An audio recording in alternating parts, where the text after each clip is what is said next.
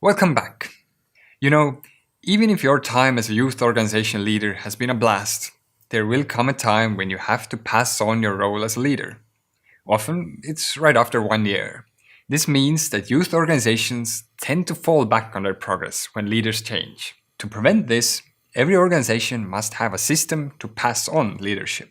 We have divided the system into 5 steps: finding candidates, selecting the new leader, onboarding, transitioning leadership, and offboarding. These steps may take up to about half a year altogether, and the key to a successful transition is planning it beforehand. As a leader, your first responsibility in this process is to find the candidates who will most likely replace you. And you should find your candidates early on. Let's say you're leading the organization for a year. Then you have to start looking your successor pretty much the day you start as a leader. Your position holds great responsibility, and people won't agree to take it up easily. Tell the candidates early on that you see them as next leaders, so they'll have enough time to think about it.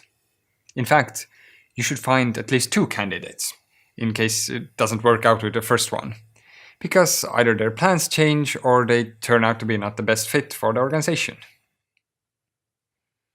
This is the shortest stage, if you've done previous work well.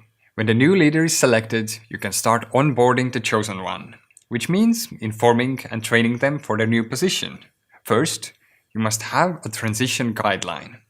This is like a document where you'll write every little piece of knowledge you have about your organization, so you can actually pass everything on. If your organization doesn't have it yet, start writing it now. If you do have one, keep it updated. We have a short guide to writing it in our additional materials. And don't forget to plan a session to talk through the information in the document. Since transition is a multiple-step process, it is good to plan it beforehand, in detail. Set a timetable for different phases and consider passing on different parts of management at different times.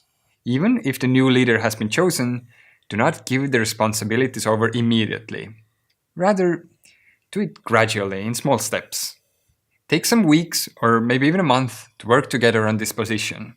And as already said, pass on the leadership responsibilities step by step. When you start passing on actual tasks, you move on to the stage of leadership transition. In this stage, contact all the important partners and announce that you'll be stepping down and there is a new leader in your organization. Announcing it on social media will also help prevent a lot of confusion. Plan any legal and financial transition at the beginning of the process. These might be the most complicated parts, so it's really reasonable to teach them hands-on before you move away from the organization. Moving away from the leadership position is the last step, and it's called offboarding. Offboarding, like other steps, cannot be done in a day, but takes longer in time. During this phase, the new leader might have ideas how to develop the organization. Be sure to discuss those ideas for development in a session or 2 to make sure the new leader has every important piece of information to actually make that change happen. For example, the new leader might not know that some of their ideas have already been tried in the previous years. This is also a good place to share any of your thoughts on how to develop the organization.